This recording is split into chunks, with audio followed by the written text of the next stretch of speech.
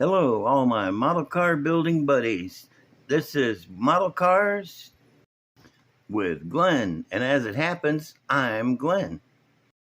I want to start this one with a big thank you to everyone who subscribed and commented on my first video. You guys are the best, and I mean that. I'm overwhelmed by the reaction that I got. You know, it's kind of my first video and I didn't know what to expect, but you guys sure made me feel welcome, and thank you so much for that. All right, on to this. I'm going to give a shop card shout out to my buddy BG from Model Workshop, one of the nicest guys you'd ever want to meet. I mean, this guy is cool. He's got an excellent channel. If you haven't subscribed to his channel or at least checked it out, you need to do yourself a favor and go over there and check it out, because he's got good tips, real good tips. One recently about seat belts that you won't believe. And he built some wild, wicked cars and other stuff too. He's got some Gundam stuff and this and that. So do yourself a favor, go over to BG Model Workshop, check him out. Now, while you're looking at this thing, I'd like to tell you a little bit about myself so you know what you're dealing with. In 1953, I was born. And then 7 years later, I got my first model car kit, and I've been building model cars ever since. I'm originally from Indiana, where I moved to the state of confusion and then to the state of Mississippi. Let me see. I'm a male of the species. I like coffee. I drink a lot of coffee, and I like food. I try to eat some every day. That's about it for me. And I wanted to appear on camera this time, but I just washed my face and I can't do a thing with it. So let's get on with the models, because that's really what you're here for. This is my 32. It could be a dragster. It could be one you drive to the drag strip, take the mufflers off, change out the back tires. 32 5-window coupe. This one actually is for Papa over at Papa's Garage, because I know he likes this sort of car. And I do too. This is one of my favorite cars. Oh, number 36. This is the, I think it's a Revel kit. Naturally, there's no fenders on it. You won't see too many of my cars with fenders on them if I can help it. Excuse me. Got the motor on this one is plumbed up pretty good. I'm going to bring it up here where you can see it. Got the fuel lines, got the spark plug wires. Naturally, it's a Hemi with a blower on it. You won't see much other than that here either. Let me get it up as close as I can. Got the moon tank on the front. It's got a pretty face. And okay, that's about it, really. Let's see if there's anything underneath. Now, I got some ladder bars under there, painted yellow all up under. Big surprise, no drive shaft. That's one of my shortcomings, is I have trouble remembering to put drive shafts in them. I hate building drive shafts. So sometimes they don't make it, sometimes they do. This is my 32 5-1. Hope you like it, Papa. This one's for you. Okay, hang on just a minute, and I'm going to switch gears and put in something completely different. This is, I think, a 65 Chevy truck. I have trouble remembering the years of different cars. I know it's a Chevy, so, I got that going. Tall motor, I like a good tall motor. The lowrider, got it down as low as I could possibly get it. Got the tubs in the back, which don't fit perfect, but I ain't too worried about it. I don't build to go to contest, or I don't build to try to be perfect. I just like to draw a picture of a really cool car, and that's what I'm doing. Check out those back rooms, man. Those are super deep. I'll show you on a future video how I make those.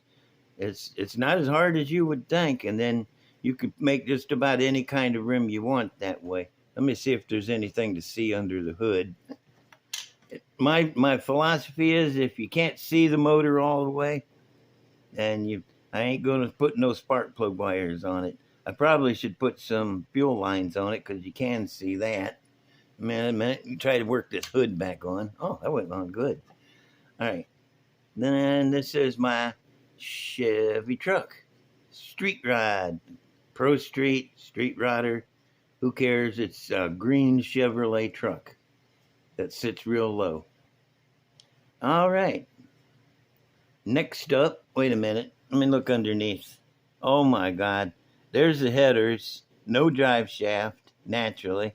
And don't ask me how that rear end got painted that color. I do not remember. But there it is. It's got an orange. It's got an orange rear end and a green truck. And that's my truck. Okay, I got one more to show you. Hang on. Let's set this off to the side. And now before I set this up here, you know the Batmobile. And you got to wonder if Batman runs around in the Batmobile, what the heck does Bruce Wayne drive? Well, I like to bring this out. Na na na na na na na na na na na na na na. Bruce Wayne. This is his car. It was made out of the Batmobile. I got rid of the rear wheel arches, kind of filled it in. I wish, in hindsight, I wished I'd have made some fender skirts for it, but it's too darn late now. The front grille is out of, heck if I know. I mean, the rear grille with the taillights.